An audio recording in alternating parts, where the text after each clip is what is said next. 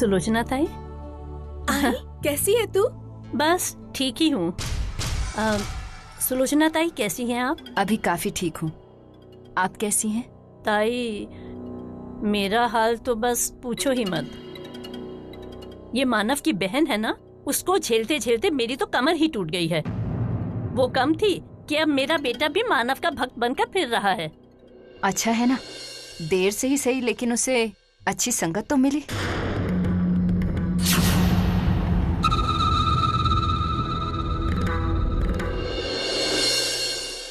आई तो ये सब छोड़, तू मुझे ये बता, तो वो मानव की वो दुकान की इनॉग्रेशन में गई थी ना, वहाँ पर क्या हुआ?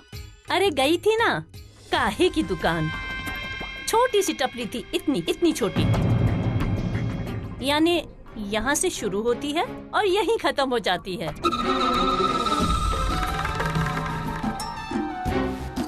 और तुझे एक बात बताऊं, गिन चुनकर 20-25 लोग ही थे, लेकिन किसी को बैठने के लिए जगह ही नहीं थी। हाँ? सारे लोग खड़े थे और ऊपर से गर्मी के मारे बुरा हाल था।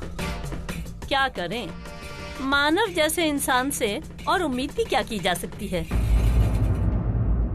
और तुझे पता है इनॉग्रेशन किसके हाथों हुआ था? अब मुझे कहाँ से पता होगा? अरे गेस ना, तू ही बता ना। ग्रेट सविता ताई।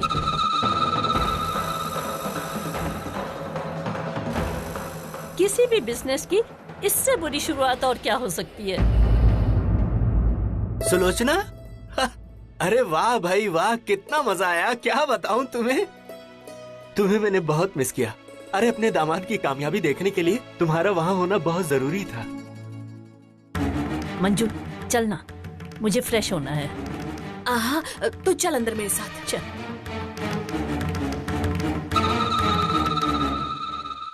सच कहता हूँ सुलोचना, वहाँ लोग मानव की इतनी तारीफ कर रहे थे, पूछो मत। कल मानव ने सही मायने में साबित कर दिया, इंसान के हौसले अगर बुलंद हो ना तो वो कुछ भी कर सकता है। ये सब देखकर मेरी अर्चू और सविता ताई बहुत खुश हुई होंगी ना? हाँ भाई हाँ, अरे मानव जैसा संस्कारी लड़का और होनहार पति जिसे मिले वो तो बहुत नसीब वाले होते हैं ना। उनके चेहरे की खुशी तो देखते ही बन रही थी। आप बैठिए, मैं पानी लेकर अरे नहीं नहीं, तुम बैठो, मैं खुद लेता हूँ ना। आहो,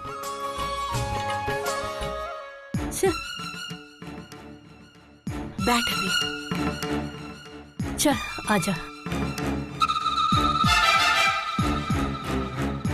अब है ना, तुम मेरी बात सुन, मुझे तुझसे एक बात करनी है। अब और क्या सुना रही है तू मुझे? अरे बाहर तेरे ससुर ने मानव के इतने गुणगान गाए, वो कम है क्या? आई मुझे तुझसे ना वैश्यू के बारे में बात करनी है। अरे क्या? कल धर्मेश और उसकी माँ आए थे आई को देखने के लिए। वैश्यू घर पर ही थी, लेकिन उन दोनों को देखकर खिड़की के पीछे जाकर छुप गई। आई मुझे तो लगा कुछ न कुछ गड़बड़ जरूर है। मंजू, पिछली बार भी कुछ ऐसा ही हुआ था ना? यानी वैशाली ने कुछ वर्षा से कहा था कि वो यहाँ है और वो यहाँ नहीं थी। हाँ हुआ था। मंजू, अब हमको ना इस बात की तह तक जाना पड़ेगा। जरूर कोई ना कोई सेंसेशनल चीज हाथ में आ जाएगी हमारे। रसिका, आप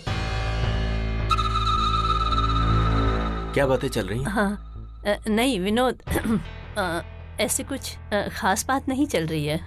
और बात क्या चलेगी, आज तो यहाँ वहाँ ऊपर नीचे सब जगह एक ही चर्चा चल रही है। मानव ने नया दुकान खोला है, मानव ने नया दुकान खोला है।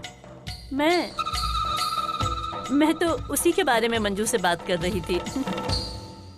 एक्चुअली विनोद, मानव ने याद से सबको बुलाया था, सिर्फ तुम्हें और मंजू को इनवाइट नहीं किया था। ये बात मुझे बिल्कुल अच्छी नहीं लगी। आखिर तुम रिश्तेदार हो उसके, तुम्हें ऐसे इग्नोर कैसे कर सकते हैं वो लोग?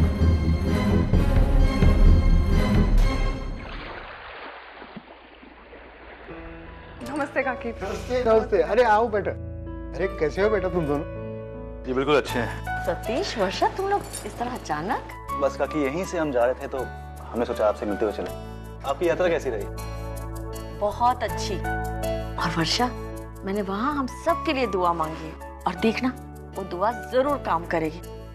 ऐसा चमत्कार होगा कि तुम्हारी गोद खुशियों से भर जाएगी। काकी। हाँ काकी, रमेश कहाँ है? दिख नहीं रहा है। धर्मेश तो कब से निकल गया बेटा, अब तो वो रात को देर से ही आएगा।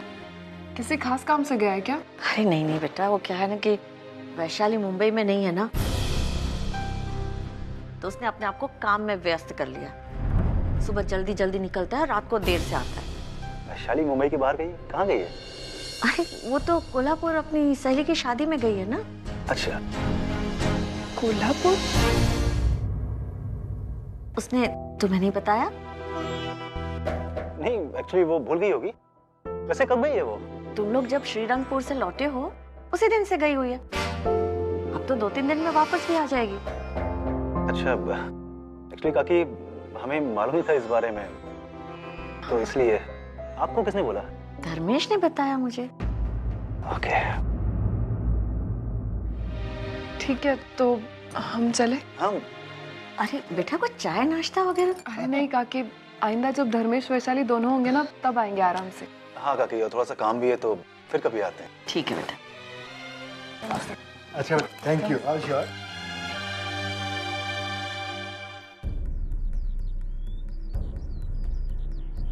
वर्षा, धर्मेश ने अपनी आई से झूठ क्यों बोला? इसका मतलब साफ है, धर्मेश और वैशु के बीच की अनबन अभी तक खत्म नहीं हुई और वैशु भी अभी तक घर पर वापस नहीं आई। अगर ये बात आई को पता चलेगी तो वो टेंशन में आ जाएंगी, इसीलिए धर्मेश ने सब कुछ जानबूझकर छुपाया। यार लेकिन ये तो हद हो गई ना, मतलब ऐसी भी क्या लड़ाई? हाँ सही है, लेकिन अब इस मामले को सुलझाना होगा जल्द से जल्द। एक काम करते हैं, तुम वैशाली से बात करो, मैं धर्मेश से बात करता हूँ, ठीक है? और जल्द से जल्द इस मामले को खत्म करते हैं। हाँ, कमजोर को साला कोई जीने नहीं देता। हाँ बात तो सही है। बचपन से ऐसा है क्या? अगर इसी तरह काम चलता रहा ना तो कुछ दिनों में हम कहाँ से कहाँ निकल जाएंगे। ये तो होना ही है दादा, आपको पता है सब्जियों का धंधा दुनिया का सबसे बढ़िया धंधा है। पूछो क्यों? क्यों? अब देखो, महंगाई चाहे कितनी भी बढ़ जाए, लोग सारे खाना खाना थोड़ी भूलेंगे। मैं तो कहता हूँ मार्केट में अपना एक ठेला लगा देते हैं, कमाई होती रहेगी। तेरा तो दिमाग भी चलता है। क्या दादा? मुझे लगा सिर्फ हाथ पैर चलते हैं तेरे। दादा मुंबई में रहना है ना, तो अपन का हाथ चलाना बहुत जरूरी है। यहाँ कमजोर को साला कोई जीने नहीं देता। हाँ बात तो सही है। बचपन से ऐसा है क्या? ठीक है चल देखते हैं, बस आती होगी। सुन, कलेक्शन ठीक से करना। कलेक्शन? हम ये कौन है? अजीत? अरे अजीत तो यहाँ? राकेश, अरे कैसा है तू? फर्स्ट क्लास यार, तू कैसा है? बस मजे में। क्या चल रहा है? कहाँ है आजकल? अरे कहाँ मतलब क्या यार, जहाँ पर पहले था वहीं हूँ आजकल। पूरा दिन ऑफिस में और रात तो तुझे पता है ना। तू साला नहीं सुधरेगा।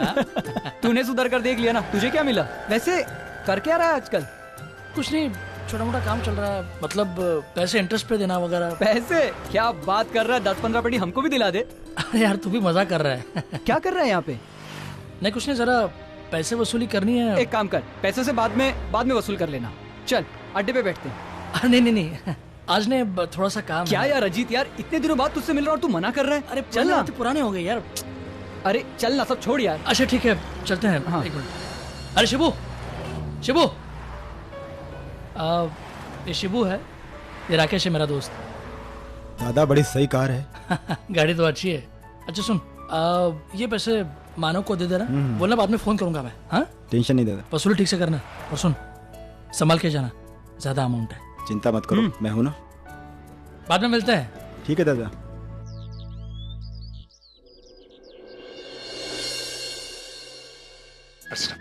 बैठो।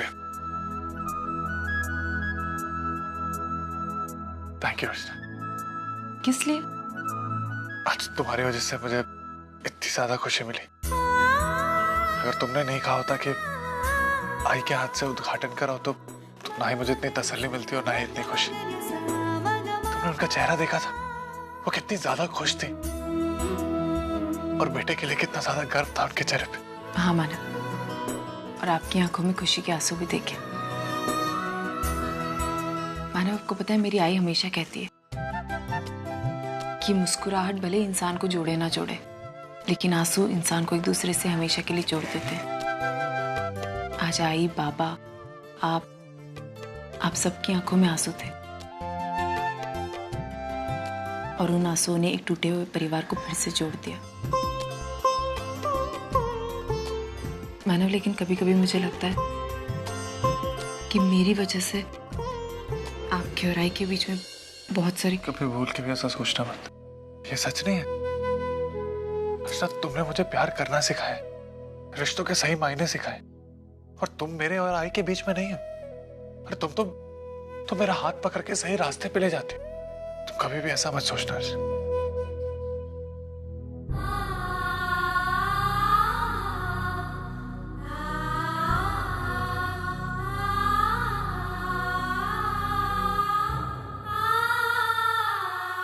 मानव,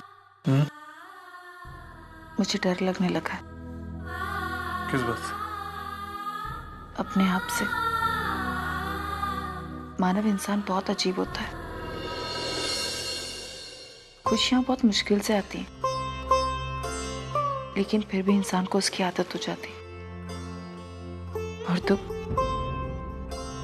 दुख भर भर कर भी आते हैं ना, फिर भी इंसान को उसकी आदत नहीं होती। और मुझे खुशियों की आदत होगी। तो अच्छी बात है, हमेशा अच्छी चीजों की आदतें होनी चाहिए। दादा, ये लो आज का कलेक्शन। तू क्या करता हुआ आ रहा था बाहर से? वो तो कुछ नहीं दादा, वो सीटी बजा रहा था बस अपन। क्यों? वो क्या है दादा, आदत सी पड़ गई है। रात को घर जाते समय ना थोड़ा अकेला हो जाता हूँ, बहुत डर लगता है। इसलिए अपना दिल बहलाने के लिए और डर भगाने के लिए सीटी बजा लेता हूँ। लेकिन अभी तो दिन है ना। आपकी आदत है दादा, ये दिन में थोड़ी ना जाएगी। अब एक बात ध्यान से सुन ले, अगली बार से सीटी बजाते हुए दिखा ना तो 2 थप्पड़ पड़ेंगे खींच के। समझ में? अच्छी आदत नहीं है ये। और हाँ, ये जितना भी कलेक्शन है ये कल से सीधे वहीनी के हाथ में देना, मुझे देने की जरूरत नहीं। ठीक है, लो वहीनी। अरे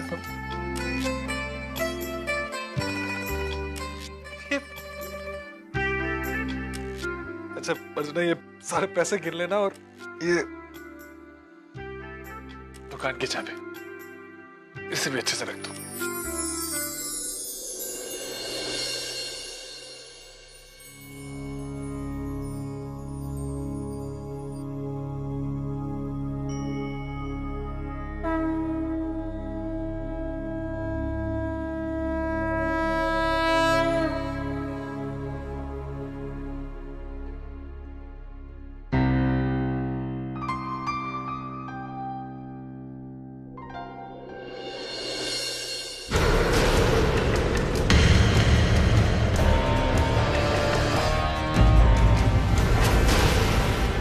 वैशाली, मम्मी जी आप यहाँ? अरे ये बात तो मुझे तुमसे पूछनी चाहिए। तू कोल्हापुर से कब लौटी और घर क्यों नहीं आई? शायद धर्मेश ने मेरे बारे में झूठ बोला होगा। वो मम्मी जी, दरअसल मैं कल ही कोल्हापुर से वापस आ गई थी। वो क्या हुआ, मैं वहाँ पर रुकने वाली थी, लेकिन आई के अस्थमा के अटैक के बारे में पता चला तो मुझसे रहा नहीं गया, इसलिए मैंने सोचा मैं आ जाती हूँ। मम्मी जी, दरअसल मुझे घर पर आना चाहिए था, लेकिन आई की तबीयत खराब होने की वजह से मैं वहीं पर रुक गई। लेकिन मम्मी जी, धर्मेश को ये बात पता थी। चलो ठीक है, कोई बात नहीं। वैसे भी अपनी आई की तबीयत के बारे में ऐसा सुनकर कोई भी लड़की परेशान हो जाएगी, ये बात तो मैं समझ सकती हूँ। मैंने जब सुलोचना ताई के बारे में सुना ना, परेशान हो गई थी। मैं उनसे मिलकर ही आई हूँ। अब आई से मिल लिया ना, चल अब घर चल मेरे साथ। माँ, मैं सोच रही थी कि आई के घर रुक जाऊं जब तक आई की तबीयत ठीक नहीं हो जाती। अरे बाबा, मैंने कब मना किया तुझे? तो जब तक चाहे अपनी आई के पास रहकर उसकी सेवा कर सकती है, लेकिन अभी तो मेरे साथ अपने घर चल।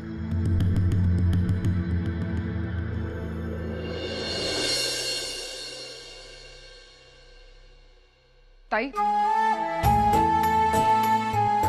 वर्षु, वर्षु तू यहाँ? वैशु कहाँ है ताई? वैशु मार्केट गई होगी, आती होगी। तू बैठ ना, मैंने सेवैयां बनाई, मैं अभी लेकर आती हूँ।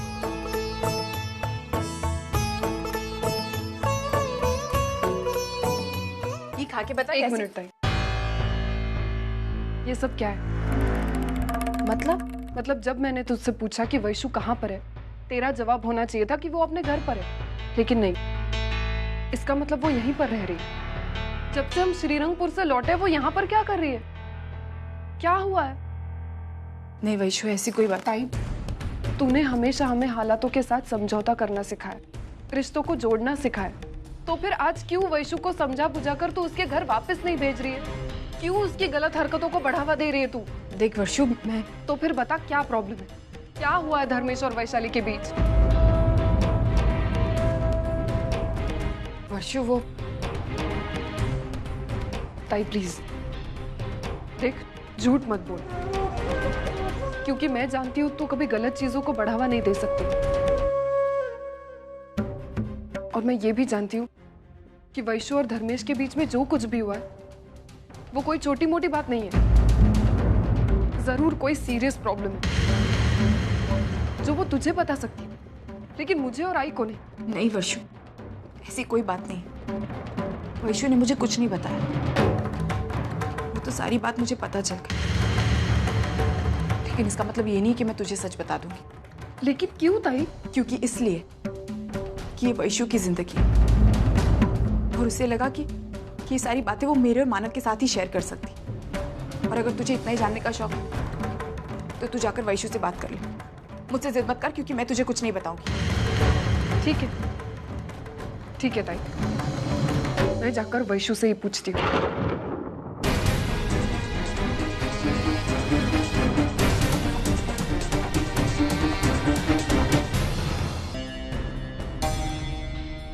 चले अर्चना, तैयार हो तुम?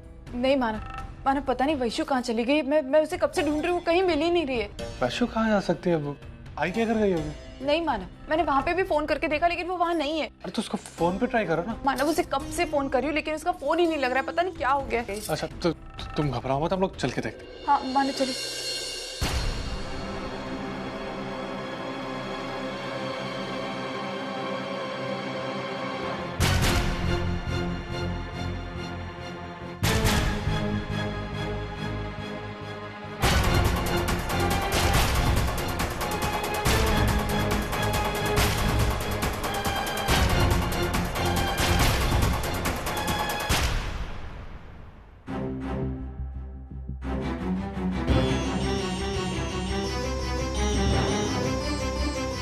मानो अर्चना, परेशान लग रहे हो, किसको ढूंढ रहे होते क्या? बाबा, हम वैशाली को ढूंढ रहे हैं। वो 10 मिनट कह के निकली थी कि मार्केट जा रही, लेकिन अभी 4 घंटे हो गए हैं और नहीं आई है। जहाँ जाके ढूंढ सकते थे वहाँ ढूंढा, लेकिन मिल नहीं रही। फोन भी नहीं लग रहा उसका। अरे बाप रे, ये तो टेंशन वाली बात है। चलो हम सब मिलकर ढूंढते हैं। चलो।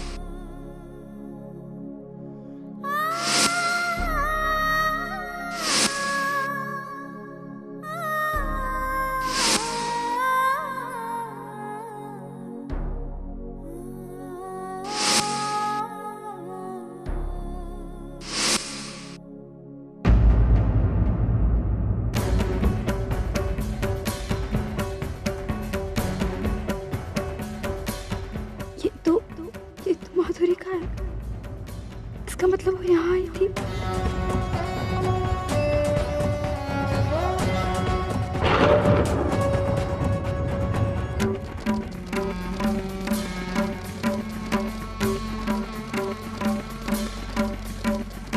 आपका नाम बताओ। धर्मेश जयपुर वाला। ये मेरी पत्नी है, माधुरी धर्मेश जयपुर वाला।